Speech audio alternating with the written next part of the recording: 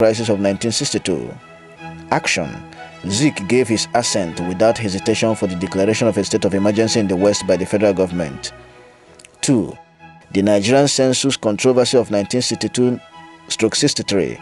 Action: Azikiwe appealed to political leaders and warned of impending disaster to the nation. He wisely avoided taking sides publicly. 3. The federal election crisis of 1964.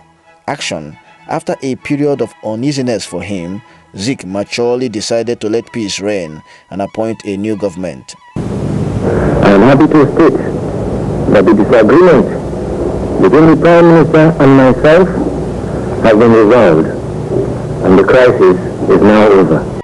4. The Western election crisis of 1965. Action: Zik issued a strong warning that the contenders should cease from acting in a lawless manner, otherwise the nation will be threatened with disintegration. He subsequently left the country on grounds of ill health on October 16, 1965. The military struck on January 15, 1966, and after a period of tension and a counter-coup, by May 1967, the Nigerian Civil War began.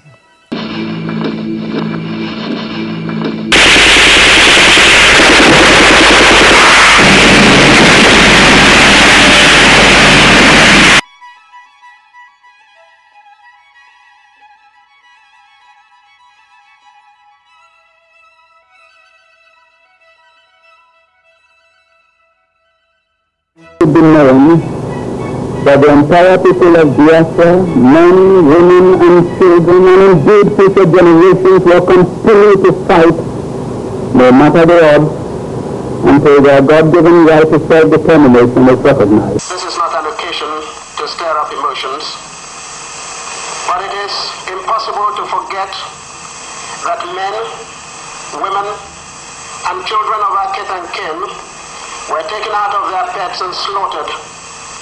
They were massacred in places of worship, in the streets, in marketplaces, and in vehicles trying to carry them to safety.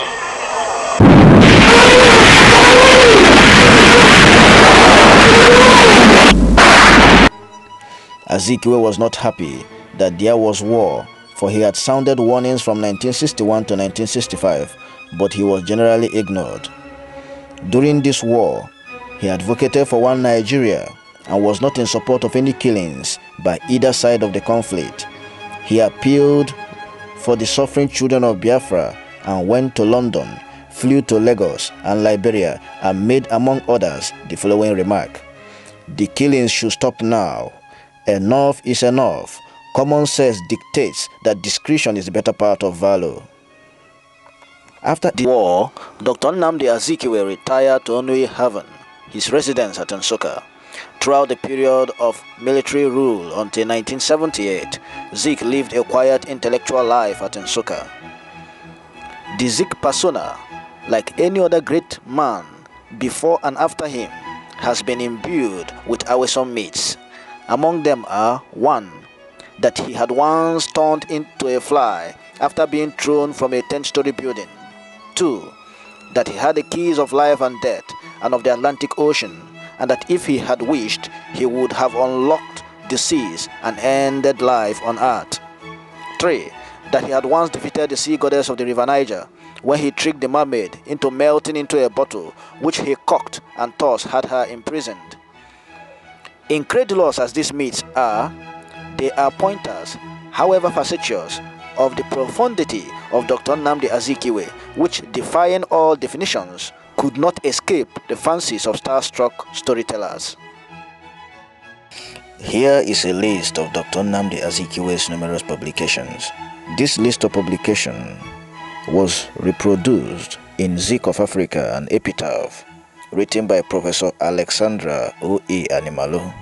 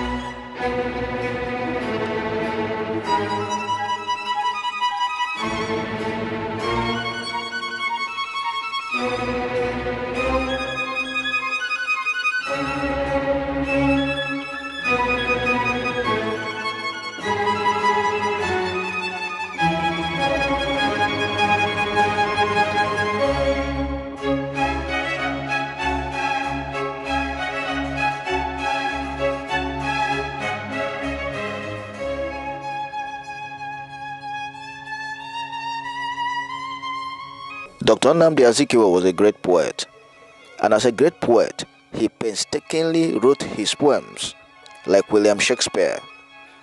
He wrote almost all his poems in iambic pentameter and rhyming ABAB alternately. For example, in Academic Fraud, he said, "We had the brains and funds to build this shrine. We thought that history should dig the soil for fats and that our fish in fresh or brine should supplement the wood for which we toil. The council aimed to place this hallowed spot in line with Cambridge, Yale and other lot, but Lilliput with Academic Fraud preferred to frown and brew their witches' broth."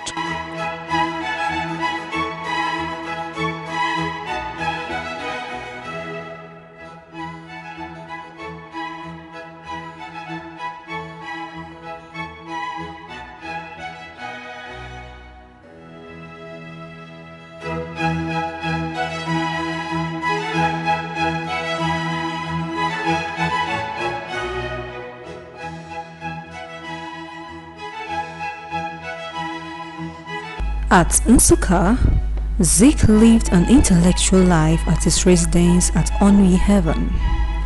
In 1973, Dr. Nnamdi Azikiwe married his second wife, Professor Mrs. Uche Azikiwe.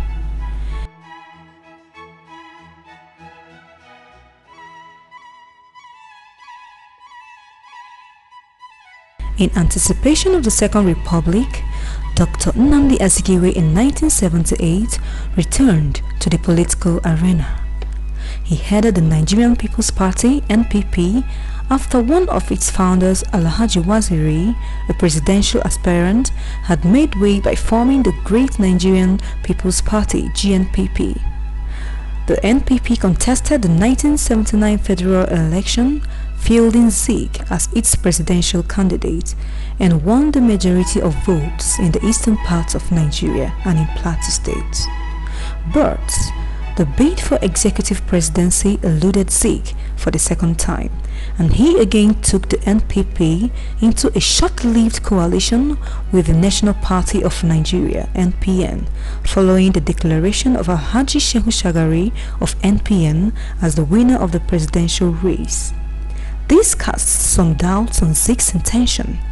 Zik replied in the following words, subsequently reported by AM News of the 19th May 1996, and I quote, "We make some compromises to allow the nation to succeed.